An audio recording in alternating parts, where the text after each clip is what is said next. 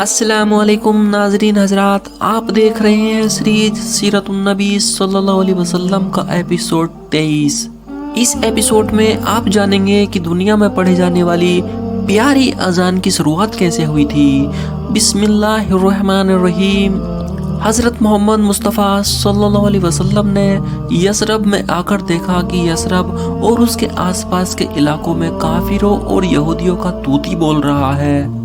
उनके मुकाबले में मुसलमान कमज़ोर और थोड़े हैं। हुजूर सल्लल्लाहु अलैहि वसल्लम ने समझ लिया कि यसरब में अमन में अमान उस वक्त तक कायम नहीं हो सकता जब तक कि मुशरिक यहूदी और मुसलमान तीनों में कोई समझौता ना हो जाए।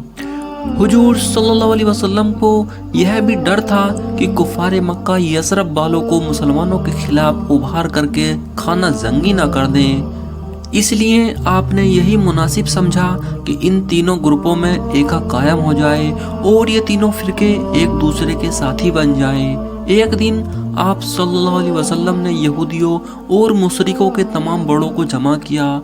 मुशरिकों में सबसे ज़्यादा हर दिल अजीज अब्दुल्ला बिन उबई था। यह आदमी निहायत तजुर्बेकार, होशियार और चालाक था। ओस और खजरज के तमाम कबीलों पर उसका असर था और तमाम कबीले मुत्तफिका तौर पर उसकी सरदारी को मानते थे। यसरब वाले उसे बादशाह बनाने पर तैयार थे। उसके लिए सुनहरा ताज तैयार करा लिया गया था। लोग शानदार जलसा तरतीब देकर उसकी शाही का ऐलान करने वाले थे कि उन्हीं 2 दिनों में हुजूर सल्लल्लाहु अलैहि वसल्लम यसरीब तशरीफ ले गए। ओस व खजरज के वाइज्जत लोग मुसलमान हो गए। इस तरह अब्दुल्ला बिन उबई की शाही अधर में लटकी रह गई। अब्दुल्ला बिन उबई को मुसलमानों और मुसलमानों के हादी का दाखिला निहायत नागवार गुजरा। उनके आने से उसकी तमाम उम्मीदों पर पानी फिर गया। वह हुजूर सल्लल्लाहु अलैहि वसल्लम को अपना रकीब और दुश्मन समझने लगा, पर चूंकि वह चालाक भी बहुत था इसलिए ज़माने के रुख को देखते हुए अपनी दुश्मनी को छिपाए भी रहा और ऊपरी दिल से मुसलमानों का हमदर्द बना रहा। हुजूर सल्लल्लाहु अलैहि वसल्लम ने समझौते की फ़िज़ा बनाने के लिए एक मजलिस बुलाई। अब्दुल्ला बिन उबई भी इसमें शरीक हुआ और यहूदी कबीले के लोग और दूसरे बड़े भी उसमें शरीक हुए। जब तमाम लोग आ चुके तो हुजूर सल्लल्लाहु अलैहि वसल्लम ने सबसे मुखातिब होकर फरमाया, यसरब वालों, तुम इस बात को अच्छी तरह जानते हो कि किसी शहर या किसी मुल्क की खुशहाली उसी वक्त हो सकती है जबकि उस शहर या मुल्क में अमन में अमान रहे, लोग बेफिक्री से खेती करें, तिजारत करें और अपने कारोबार में लगे रहें। लड़ाई झगड़े अमन में अमान को ख़त्म कर देते हैं। लड़ाई किसी हाल में अच्छी नहीं होती। जो लोग किसी लड़ाई में शरीक हो चुके हैं वे उसके कड़वे तजुर्बों को अच्छी तरह जानते हैं। लड़ाई मजबूरी की हालत में उस वक्त लड़नी चाहिए जब कोई रास्ता ना रह जाए। जो लोग तहजीब व तमद्दुन के एतबार से तरक्की करना चाहते हैं उन्हें लड़ाई से परहेज करना चाहिए। लड़ाई कौमों को कमज़ोर कर देती है, शहरों और मुल्कों को तबाह कर देती है, लोगों को मुफस्सिल और परेशान हल बना देती है। जो मज़ा मिलजुल कर रहने में है लड़ाई झगड़े में वह बात नहीं है। इस वक्त यसरब में 3 कौमें आबाद हैं, एक बुत परस्त, दूसरे यहूदी, तीसरे मुसलमान। ये तीनों ताकतें करीब करीब एक दूसरे की टक्कर की हैं। अगर ये तीनों ताकतें एक दूसरे से लड़ती झगड़ती रहीं तो तीनों ताकतें कमज़ोर हो जाएंगी। बाहर की कोई भी ताकत आकर इनको नुकसान पहुंचा सकती है, लेकिन अगर ये तीनों ताकतें मिली जुली रहें तो कोई उनकी तरफ आंख उठाकर ना देख सकेगा। मिलजुल कर रहने में बड़ी बरकत है। इसलिए मैं चाहता हूँ कि तुम तीनों खुशी से रजामंद होकर एक अहदनामा तैयार कर लो। सब लोग हुजूर सल्लल्लाहु अलैहि वसल्लम की बातें बड़े ध्यान से सुनते रहे। चूंकि बात माकूल थी इसलिए किसी को रद्द करने की हिम्मत न हुई। सबने अहदनामे पर इत्तेफाक कर लिया।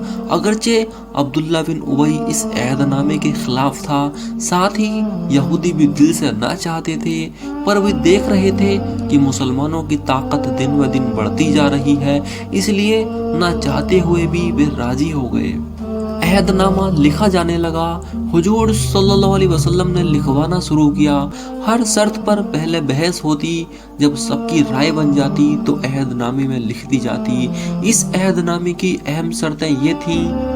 नंबर 1, यसरब की तमाम कौमें, सारे कबीले और कुल खानदान मिलजुल कर रहेंगे। नंबर 2, यसरब के रहने वाले अपने झगड़े खुद तय करेंगे, पर जो झगड़े कौमी होंगे और उन्हें कौमें ना तय कर सकें तो उनका फैसला हजरत मोहम्मद सल्लल्लाहु अलैहि वसल्लम करेंगे और आपका फैसला आखिरी होगा। नंबर 3, यसरब के रहने वाले यसरब के बाहर के लोगों से किसी कौम के खिलाफ कोई साजिश न करेंगे। नंबर 4, अगर कोई यसरब पर हमलावर होगा तो ये तीनों कौमें मिलजुल कर दुश्मन का मुकाबला करेंगी। नंबर 5, यसरब के लोग कुरैश मक्का या मुसलमानों के दुश्मनों को पनाह न देंगे। नंबर 6, लड़ाई के फायदों में भी तीनों कौमें बराबर की हिस्सेदार होंगी। नंबर 7, लड़ाई के खर्चे तीनों कौमें बराबर बराबर अदा करेंगी। नंबर 8, जो कौम या कबीले यसरब के यहूदियों के दोस्त हैं, मुसलमान भी उनके दोस्त रहेंगे, और जो कौमें या कबीले मुसलमानों के दोस्त हैं, यसरब के यहूदी भी उनसे दोस्ताना सलूक करेंगे। नंबर 9, मुसलमानों से कभी नहीं लड़ेंगे। नंबर 10, यसरब के अंदर खून खराबा हराम समझा जाएगा। नंबर 11, मजलूम की मदद सब पर फर्ज होगी। नंबर 12, इन शर्तों की खिलाफ वर्जी करने वाली कौम नतीजे की जिम्मेदार होगी। इस अहदनामे पर सबने दस्तखत किए। जब अहदनामा पूरा हो गया तो सब लोग उठ उठ कर चले गए, सिर्फ मुसलमान बैठे रहे। जोहर की नमाज का वक्त हो गया, सब जोहर की अदायगी में लग गए। आज़ान की इब्तिदा, जब सब नमाज से फारिग हो चुके तो साद बिन मुआज रज़ी अल्लाह ताला अन्हु ने कहा, ए अल्लाह के रसूल सल्लल्लाहु अलैहि वसल्लम, तमाम कौमें जब इबादत का वक्त होता है तो लोगों को जमा करने के लिए ऐसी चीज़ें बजाती हैं जिससे लोग जमा हो जाते हैं, जैसे कोई शंख बजाता है, कोई घंटी, कोई तालियां, पर मुसलमानों में कोई ऐसी चीज़ नहीं बजाई जाती जिसे सुनकर तमाम मुसलमान जमा हो जाया करें। इस वजह से लोगों को नमाज के वक्तों की खबर नहीं होती। अगर हम भी कोई चीज़ बजाने लगे तो सारे मुसलमान वक्त पर जमा हो जाया करें। हज़रत अबू बकर सिद्दीक रज़ी अल्लाह ताला अन्हु ने कहा, मुझे भी अक्सर इसका ख्याल हुआ, बेशक कोई ऐसी चीज़ होनी चाहिए जिसे सुनकर मुसलमान जमा हो जाया करें। हुजूर सल्लल्लाहु अलैहि वसल्लम ने फरमाया, तुम्हारा यह ख्याल मुनासिब है। इस वक्त तमाम मुसलमान मौजूद हैं, सब ये सोचें कि मुसलमानों को जमा करने का क्या तरीका इख्तियार किया जाए। हज़रत अली रज़ी अल्लाह ताला अन्हु बोले, किसी धातु का एक शंख घंटा बनाकर लटका दिया जाए, जब नमाज का वक्त हो तो घंटा बजा दिया जाए। हुजूर सल्लल्लाहु अलैहि वसल्लम ने फरमाया, यह कुफ्फार से मिलती जुलती चीज़ है जो मुनासिब नहीं है। हजरत मिक़दास ने कहा, दफ कोई कौम नहीं बजाती, हम दफ बजाया करेंगे। हुजूर सल्लल्लाहु अलैहि वसल्लम ने फरमाया, दफ खेल तमाशे में शामिल है, यह भी मुनासिब नहीं है। हजरत उमर ने कहा, कोई आदमी ऊंची आवाज में नमाज की आवाज लगा दिया करे। हुजूर सल्लल्लाहु अलैहि वसल्लम ने फरमाया, हाँ यह मुनासिब है, इस आवाज का नाम अजान रखो, आवाज देने वाले को मुअज्जिन कहा जाए। सबने इस राय से इत्तिफाक जाहिर किया। हजरत बिलाल की आवाज़ बुलंद और प्यारी थी, उनके जिम्मे यह काम कर दिया गया। चूंकि असर का वक्त आ गया था, इसलिए हजरत बिलाल रज़ी अल्लाह ताला अन्हु ने दुनिया में पढ़ी जाने वाली अजान की इब्तिदा शुरू की और प्यारी आवाज़ में अजान दी।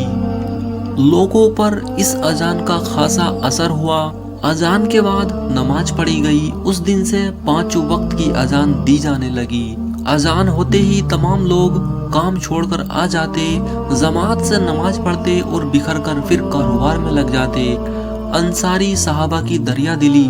अंसार ने मुहाजिरों के सत्कार में कोई कसर नहीं छोड़ी। जिस खुलूस, कुर्बानी और एहतियात से उन्होंने भाईचारे के अहद को निभाया, तारीख में इसकी मिसाल नहीं मिलती। उन्होंने मुहाजिरों को अपना सगा भाई समझा, इस तरह से उनकी मदद की। पहले उन्हें खाना खिलाया, फिर खुद खाया। पहले उनकी तकलीफ दूर की, फिर अपनी तरफ तवज्जो दी। पहले उनको आराम पहुंचाया, फिर खुद आराम किया। चूंकि अंसार इस बात को जानते थे कि मुहाजिरों ने सिर्फ दीन की खातिर मक्के में इंतहाई तकलीफें बर्दाश्त की हैं, अपने घर, अपने वतन, नाते रिश्तेदार, माल वज़र, ख़ानदान और बिरादरी वगैरह सबको छोड़कर यसरब चले आए हैं, इसीलिए वे ख्याल रखते थे कि मुहाजिरों का किसी भी तरह दिल न टूटने पाए। इस वजह से उन्होंने उनकी दिलदारी में कोई कसर नहीं छोड़ी। दूसरी तरफ मुहाजिर अंसार के बड़े शुक्रगुजार थे। वे इस बात की कोशिश करते कि अंसार पर अपना बोझ न डालें।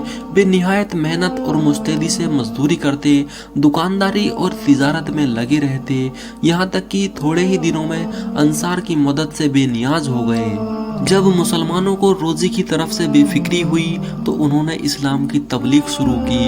अल्लाह ने इस्लाम में इतना खिंचाव और कुरान शरीफ में ऐसा असर रखा कि जिसके सामने इस्लाम की तालीम पेश की जाती, कलाम पाक की आयतें पढ़ी जाती, उसका दिल असर किए बिना नहीं रहता। चुनांचे कुफ्फार अब गिरोह के गिरोह मुसलमान होने लगे। मुसलमानों की तादाद दिन दोगुनी रात चौगुनी बढ़ने लगी।